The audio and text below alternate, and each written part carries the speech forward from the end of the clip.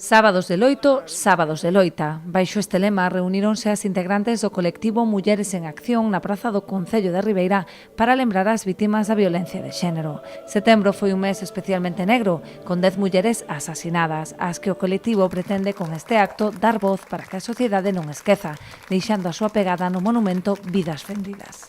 Este pequeno acto, por desgraza, temos que volver a realizar para, polo menos unos minutos, recordar as víctimas desta lacra que seguimos a sofrer as mulleres dos asesinatos machistas.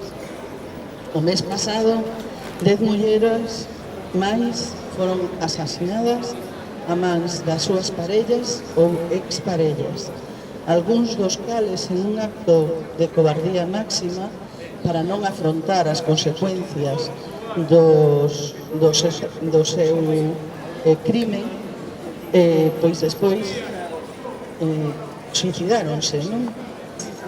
Seguimos aquí recordando que isto non acabou, que temos que seguir loitando, que aínda que haxa políticos e partidos que negan que isto existe, é real. Precisamente a negación da violencia machista fai aínda máis necesario seguir na loita, polo que Mulleres en Acción convocará un acto de lembranza o primeiro sábado de cada mes para manter viva a memoria das mulleres que morreron a man dos seus agresores.